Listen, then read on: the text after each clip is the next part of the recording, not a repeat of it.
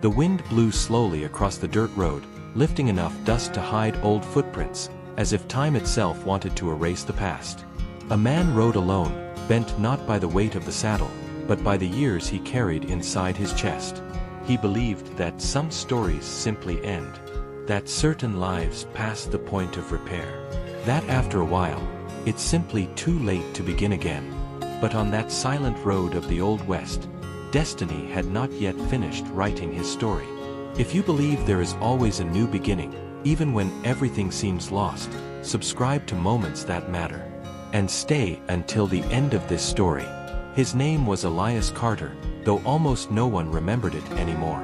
In those lands forgotten by time, he was simply the lonely cowboy, a silhouette cut against the vast horizon of the Old West. Elias had been riding for days without a defined destination. There was no hurry. There was no arrival. The road stretched ahead like a question without an answer, covered in fine dust that rose with every step of the horse. The wind passed by him like an old acquaintance, without asking permission, carrying the dry scent of earth and loneliness. His body was tired, but it was not fatigue that bent him over the saddle. It was the invisible weight of everything that had gone wrong. The weight of unspoken words, postponed decisions, and promises that never reached the end.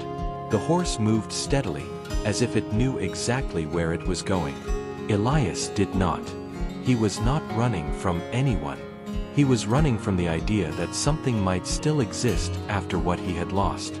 To him, life had entered a dead stretch of road, the kind that seems to lead nowhere. There was a time when Elias believed he had found his place in the world. It was not a big place, nor a perfect one, but it was his. The ranch sat on an open plain, where the sky seemed larger and the nights were full of stars. The wooden house creaked with the wind, and the smell of hot coffee in the morning mixed with the distant sound of horses. There, Elias had a wife who smiled with her eyes and believed that even difficult days had purpose. She used to say that that piece of land was more than dirt and fences. It was the future. But fire does not respect dreams. In a single night, the flames took everything. The barn, the house, the plans. Elias tried to save what he could, but the fire was faster. When the sun rose, only ashes and silence remained. Soon after came the funeral. A simple cross. A goodbye he never knew how to finish. Elias stayed there for a few days, staring at what was left. Then he mounted his horse and left. Not because he was strong, but because staying hurt more than leaving. The road demanded no explanations. Elias liked that. It accepted his steps without judgment, without questions, without expectations. During the day, the sun punished. At night, the cold reminded him that the world remained indifferent to human pain. Still, the road was honest, raw, direct, just like he had become. Riding turned into his form of silent confession. Every beat of the hooves against the ground marked thoughts he would never say out loud. Thoughts about guilt, about lost faith, about the constant feeling of having failed not only as a husband, but as a man. At night, Elias lit a small campfire. The fire illuminated his weathered face and cast long shadows on the ground, like memories that refused to disappear. He stared into the flames for long minutes, listening to the wind cross the open land. Sometimes, he whispered words that sounded like prayers. Other times, he simply remained silent. Even without admitting it, something inside him was still waiting to be heard. The sun was already sinking when Elias saw the town. It appeared almost by accident, as if it did not want to be found. A small cluster of aged wooden houses, surrounded by crooked fences and dust gathered by time. There were no signs, no well-marked trails.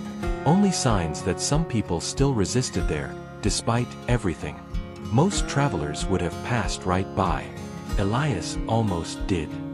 He slowed the horse, observing the place with attentive yet tired eyes. There was something in that silence that was not empty. It was a lived-in silence, filled with untold stories. A rusted bell swayed gently near the church, moved by the wind. No voices, no music, just the distant creak of a poorly fitted door. The horse stopped on its own, as if sensing that this was a point of decision. Elias lightly pulled the reins, uncertain. His first instinct was to move on. The road had always been safer than forming attachments. But there was something different about that forgotten place. Something that did not ask for haste. Something that invited pause. He dismounted slowly, for the first time in a long while, not because he had to, but because he felt he should.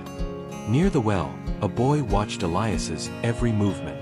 There was no fear in his eyes, only sincere curiosity, almost respectful. He held a bucket larger than his arms seemed able to manage, yet he did not complain. Elias felt a strange discomfort. He was not used to being noticed. When the boy finally spoke, his voice was simple and direct, the way true things usually are. "Are you staying?" The question fell into the air like a stone dropped into a calm lake. Elias took time to answer.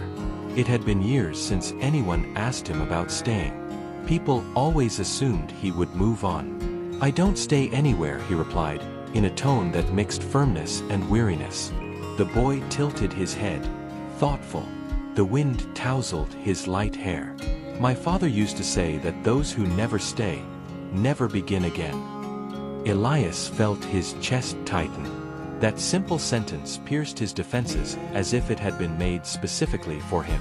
The boy knew nothing of his past, yet seemed to touch exactly where it hurt. Not knowing what to say, Elias simply nodded and walked away. But the question remained.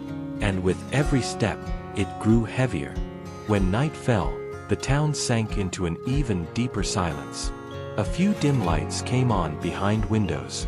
Elias wandered aimlessly until he reached the small wooden church, almost hidden among dry trees. The door was unlocked.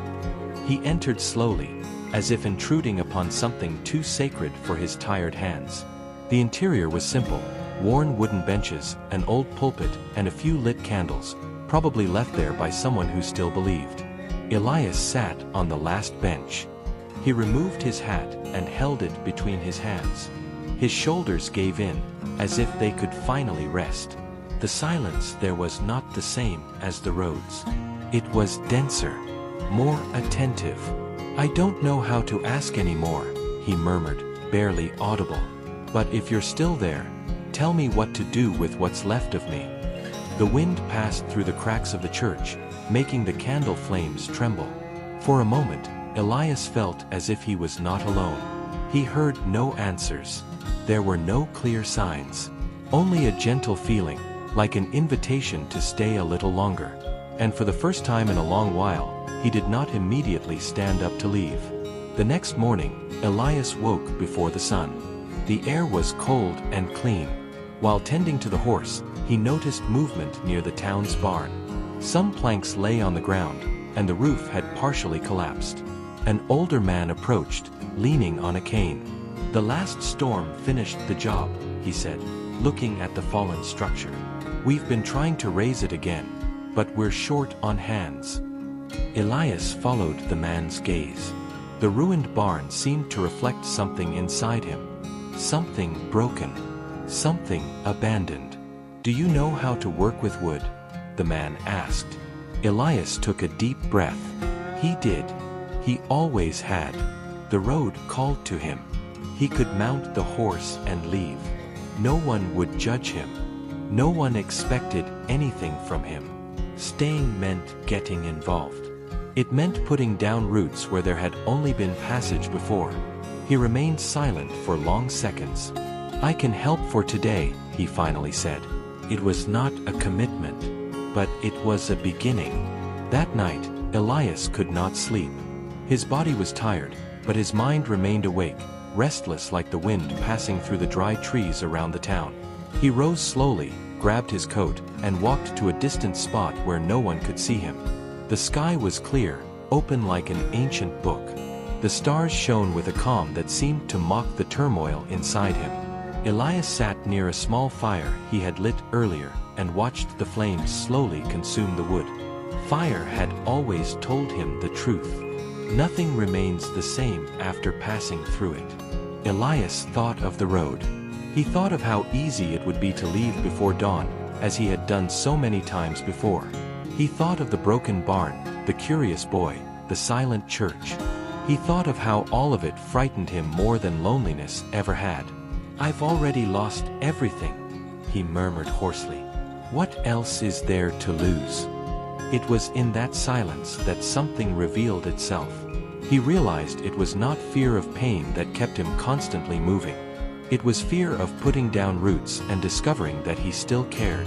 Fear of admitting that, despite everything, there was still life inside him. That night brought no clear answers, but it brought enough courage to stay one more day. The sun rose gently, spreading golden light over the town. Elias woke early and walked to the barn without being called. Other men were already there. Few, but determined. No one asked questions. They simply handed him tools. Elias began to work as if his hands remembered something his soul had forgotten. Every board lifted seemed to align something within him. Every nail driven was a silent declaration. "I can still build." The boy appeared later, bringing water. He watched everything closely. "You stayed," he said, with a simple smile. Elias only nodded. Throughout the day, he taught, helped, listened to stories. He didn't talk much about himself, but for the first time in years, he felt no need to hide. When the sun began to sink, the barn had taken shape again. Elias stepped back and looked at what they had built together. It wasn't perfect, but it was standing. There, before that simple structure, he felt something he hadn't felt in a long time: gratitude. Not for the past he lost, but for the present still being offered to him. Without realizing it, Elias had taken a step of faith, and the ground had not disappeared beneath his feet. The following days passed without hurry. Elias continued helping where he could. He fixed fences, cared for horses, sat at the table with people who demanded no explanations. The town did not try to hold him. It simply welcomed him. The road was still there, waiting. But now, it no longer called him with urgency. One morning, Elias saddled the horse and walked to the edge of town. He stood there for a few minutes, watching the path that stretched ahead. In the past, that gesture would have meant departure. Now, it meant choice. When he returned, he found the boy near the well. "Are you leaving?" the boy asked. Elias thought before answering. He thought of the sky, the fire, the silence that had changed its tone inside him. "Not today," he said, with a slight smile. And for the first time in many years, that answer did not sound like defeat. It sounded like hope. The road had not ended. It had simply been given a new name: beginning again. Many people believe that new beginnings have an expiration date. That after a certain age, after certain losses, after certain mistakes, it's simply too late. But the truth is quiet and simple. As long as there is breath, there is still a road ahead. Life does not demand haste. It asks for courage. The courage to stay when we have always run. The courage to try again when we believe we have failed too many times. If this story spoke to you, like this video, subscribe to Moments That Matter for more stories about faith, silence, and new beginnings. And tell us in the comments, which moment touched your heart the most? Sometimes, what seems like the end of the road is simply the exact place where God chooses to meet us.